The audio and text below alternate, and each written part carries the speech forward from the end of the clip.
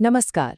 आज हम एक ऐसी प्रेम कहानी की गहराई में उतरेंगे जो मतलब सिर्फ दिलों को ही नहीं छूती बल्कि आत्मा तक पहुंच जाती है।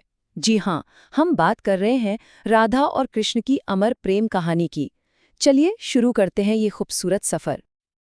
देखिए, इस कहानी का पूरा सार वो इसी एक लाइन में छिपा है। ये कोई आम प्रेम कहानी है ही नहीं। ये तो आत्मा का परमात्मा से मिलने का प्रतीक है।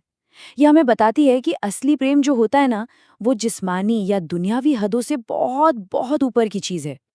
तो सवाल ये उठता है कि आखिर ये दिव्य कहानी शुरू कहाँ से हुई। चलिए चलते हैं उस पवित्र धरती पर जहाँ इस अमर प्रेम ने पहली बार आंखें खोली।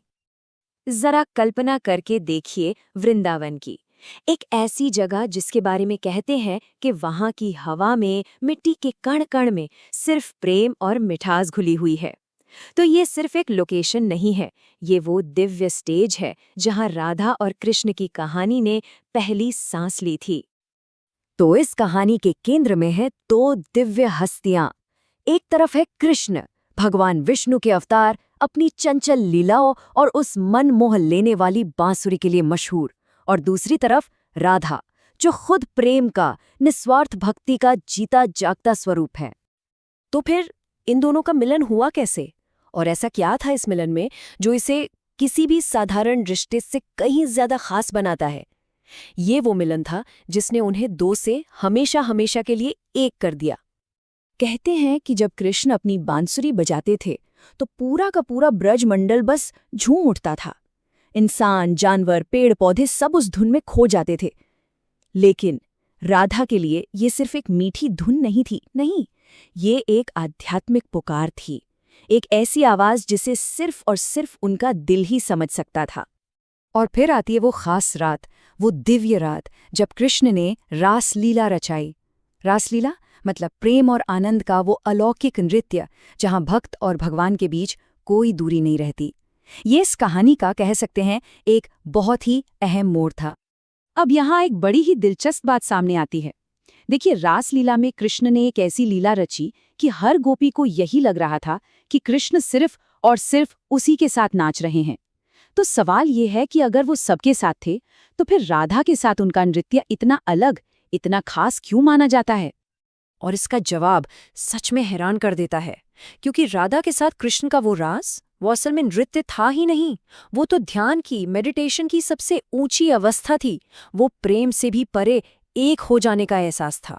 इसी पल में वो दो जिस्म नहीं रहे, वो एक आत्मा बन गए। और बस तभी से दुनिया ने उन्हें अलग अलग नहीं बल्कि एक साथ राधा कृष्ण के नाम से पुकारना शुरू कर दिया। लेकिन जैसा हर महान कहानी में होता है, इसमें भी एक मोड़ आता है, बिछोह का। पर यहाँ ये जुदाई कहानी का अंत नहीं है, बल्कि ये उनके दिव्य प्रेम की एक और गहरी परत को दुनिया के सामने लाने का एक जरिया बनती है।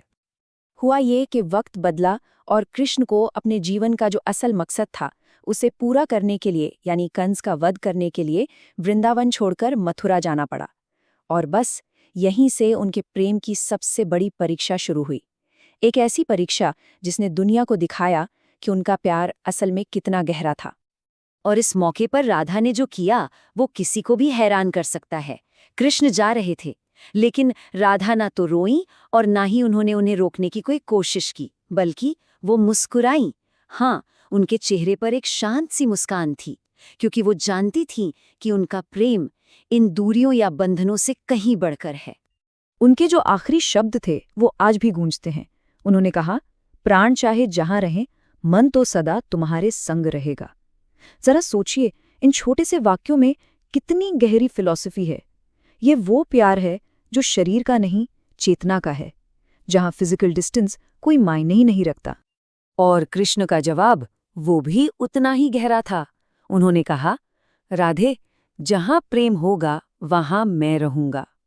बस इस एक लाइन में उन्होंने अपने रिश्ते को हमेशा के लिए अमर कर दिया। मतलब वो किसी एक जगह या इंसान से बंधे नहीं हैं, बल्कि जहां भी सच्चा निस्वार्थ प्रेम होगा वो वहां मौजूद रहेंगे। तो इस जुदाई के बाद क्या हुआ? चलिए अब ये देखते हैं कि कैसे इनकी प्रेम कहानी भक्ति और समर्पण की एक ऐसी विरासत बन गई जो आज भी जिंदा है। कृष्ण वृंदावन छोड़कर द्वारका गए, वहां के राजा बने, बड़े बड़े युद्ध जीते। लेकिन कहते हैं कि उनकी वो मन मोह लेने वाली बांसुरी वो हमेशा के लिए खामोश हो गई। ऐसा लगता है मानो वो दिव्य धुन राधा के प्रेम के बिना पूरी ही नहीं हो सकती थी। और राधा, वो वृंदावन में ही रहीं, पर उनकी चेतना, उनका मन हमेशा कृष्ण के साथ एक रहा। जिस्मानी तौर पर मीलों दूर, पर रूहानी तौर पर हमेशा एक। और शायद यही वजह है कि आज भी हम कृष्ण राधा नहीं कहते, हम हमेशा राधा कृष्ण कहते हैं। एक गहरी मान्यता है कि कोई भी प्रार्थना अगर सच्चे मन से की जाए तो वो कृष्ण तक पहुंचने से पहले राधा के प्रेम से होकर गुजरती है। राधा ही वो माध्यम है, वो भक्ति का स्वरूप है जो एक भक्त को भगवान से मिलाती हैं। तो इस पूरी कहानी से हमें सीखने को क्या मिलता है? शायद सबसे बड़ी सीख यही है कि सच्चा प्यार कुछ पाने का नाम नहीं है, ये तो खुद को पूरी तरह समर्पित कर देने का नाम है। ये हक जताना नहीं है, बल्कि वो समर्पण है जहां मैं और तुम खत्म हो जाते हैं और सिर्फ हम बचता है। तो आखिर में ये कहानी हम सबके सामने एक बहुत बड़ा सवाल छोड़ जाती है कि असल में सच्चा प्रेम है क्या? कुछ हासिल कर लेना या बिना किसी शर्त के खुद को सौंप देना? इस पर विचार जरूर कीजिएगा। इस कहानी को हमारे साथ जीने के लिए आपका बहुत बहुत धन्यवाद।